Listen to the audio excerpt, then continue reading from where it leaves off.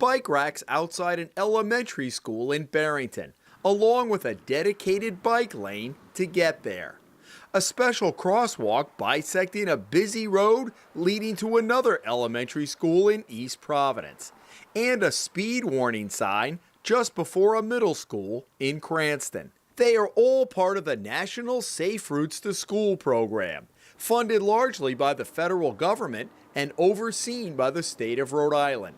It provides money for signage, sidewalks, and in some cases, education. Basically, the goal was to provide a sidewalk so that the parents and kids could walk safely on the side of the buses exiting the property. Jeff Pimentel's son was a student at Myron Francis Elementary School in East Providence when he helped put together an application for a Safe Routes grant in 2010. At the side entrance to the school, pedestrians, bikers, and buses converged a little too closely for comfort before and after school. It was where the school buses exited the property.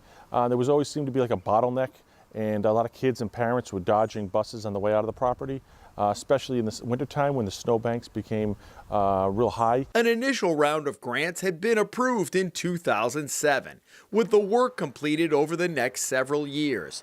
In 2010, Myron Francis and 9 other schools across the state got good news that they too had been approved for a second round of projects totaling nearly $2 million. 6 years later, work still has not begun at any of the schools, and we found it's still a long way off. The federal government sent a person down to the school at one point after we won the grant, and we toured the property, and it seemed like everything was, smooth sailing, but little did I know it was going to be 7+ years and still no sidewalk here. So what happened? The Hummel report has learned the Rhode Island Department of Transportation is largely responsible for dropping the ball. And it's one of the first things Peter Alviti got a briefing on when he took over as DOT director in early 2015. And here we are 6-7 years later, and we're at 10% completion of design when we got here. Unlike the first round of grants, which got done relatively smoothly, Phase 2, Alviti said, has run into problems.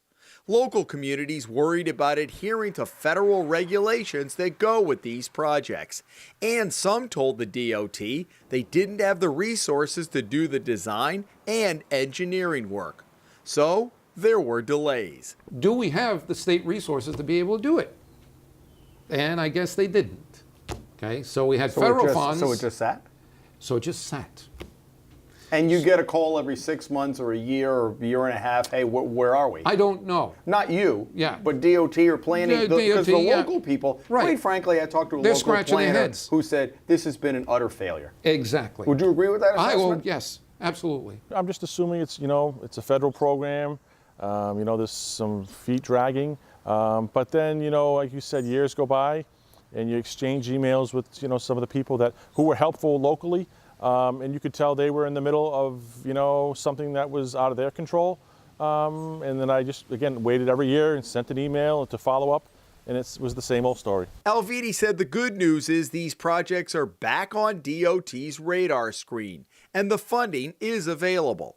But it's unlikely that any significant work will be done for at least another year or two. We asked the director about accountability. You had people who were still here. So has Yes. there been a going back and saying, what happened? They were the people in place. And I'm not saying they were the head guy, Yes. but you've got a lot of senior guys who have been here for all of these things. When they sit in a room, is that like, well, hey, that was us? Have you had that dialogue? Oh, we have those on a daily basis. The summer interns here continuously have to bring towels up to mop my brains off this conference room table as my mind explodes. There are legacy problems here. I think I've been pretty much upfront about that, okay, and honest about there are legacy problems, and part of the solution is recognizing the problems, okay? The problems, as in cases like this, are undeniable. And yes, people have been called, made accountable for them.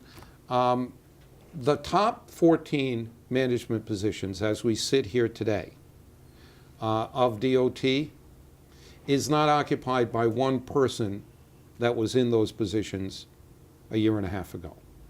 The top 14 people that are in those positions are new people. Some of them are from within DOT.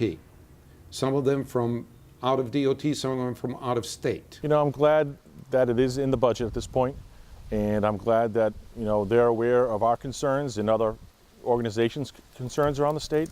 And I'm just hopefully, you know, just that they can just wrap it up. Like I said, it wasn't a major project, I don't believe. It's a small sidewalk on a side street.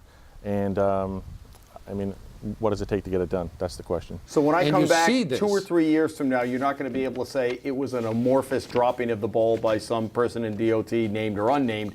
You have a name and a face and accountability on that sheet. The ball will have dropped on somebody's head by that time if they're not. In the time that these go into construction, you'll see the same sign that went up at many of the projects that you see out there now with those infamous red, green, and yellow dots on them.